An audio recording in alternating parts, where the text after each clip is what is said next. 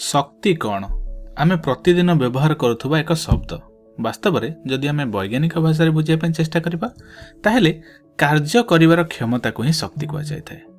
तेबे एहाको आमे ए वीडियो रे बुझाई चेष्टा करिबा। तेबे कार्य करिवार क्षमता को तो शक्ति कहा जाय। तेबे कार्य कौन? कार्य हेउची वास्तव में फोर्स इनटू डिस्प्लेसमेंट बा बल इनटू विस्थापन। ठीक अच्छे, जदि आमे बल प्रयोग करी गोटे वस्तु को विस्थापित कराई पारले ताहले आमे कहबा जे आमे किछि कार्य करूछंती। ताहले वास्तव में वाक्यर अर्थ कौन? वाक्यर अर्थ हेउची जदि कोनोसी भी वस्तु किछि कार्य करिथाय ताहले ता पाखरे शक्ति थाए। जदि तुमे मध्य किछि कार्य करूथाओ ताहले तुम पाखरे मध्य किछि शक्ति अछि। ताहले एहार अर्थ होउची जदि आमे किछि कार्य करी बा बल प्रयोग करी गोटे वस्तु को किछि विस्थापित कराउछंती ताहले आम पाखरे शक्ति अछि।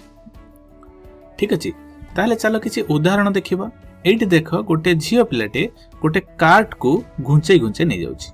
जदि कार्ट को बल प्रयोग करी से विस्थापित करै पारला ताहले आमे कहबा ता पाखरे शक्ति अछि। तेबे समस्त जीवंत वस्तु व पदार्थ कार्य करिथांती एवं सेमानक निकटरे शक्ति थाए। तेबे निर्जीव वस्तु व पदार्थ कार्य करिथांती कि सेमानक निकटरे शक्ति थाए कि? तेबे चलो किछि उदाहरण सहायता देखिबा। मन कर मु गोटे बॉल को गोटे स्टंप दिग को फोपाड़ी देली, ताहले बॉल टी जेतेबेले स्टंप रे बाडे हला से स्टंप ऊपर किछि कार्य कला जहा फल रे स्टंप टी किछि विस्थापित हला, ताहले हम कहि परिबा जे बॉल रो किछि शक्ति अछि। तेबे चलो आउ गोटे उदाहरण देखिबा। मन कर गोटे पिन अछि, ता ऊपर मु हातुडी सहायता रे आघात करूछि जहा फल रे पिन टी किछि विस्थापित हला। तेणु आमे कहि परिबा जे हातुडी निकट रे किछि शक्ति अछि। तेबे ए दुईटी जिनिस मध्य सामंजस्य कौन अछि? तेबे एठी जदि आमे लक्ष्य करिबा बॉल टी स्टंप रे बाडे हेबा आगुरु बॉल टी गति करुथला। तेणु आमे कहि परिबा गति करुथबा बॉल पाखरे कार्य करिवार क्षमता थाए, तेणु बॉल पाखरे शक्ति अछि। ठीक सेहि परि एठी जदि आमे लक्ष्य करिबा पिन ऊपर हातुडी बाडे हेबा पूर्वरु हातुडी गति करुथला, तेणु गति करुथबा हातुडी पाखरे मध्य किछि शक्ति अछि।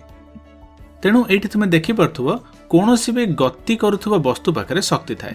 तेणु आमे देखिले गति करुथबा वस्तु बा पदार्थ निकट रे शक्ति थाए। जेते जोर रे गति करुथाय वस्तुटी ता पाखरे सेते अधिक एनर्जी थाए बा शक्ति थाए। तेणु एहाकु आमे गतिज शक्ति बोली कहिथांती। तेणु गति जनित सृष्टि हेउथबा शक्ति को आमे गतिज शक्ति बोली कहिथांती।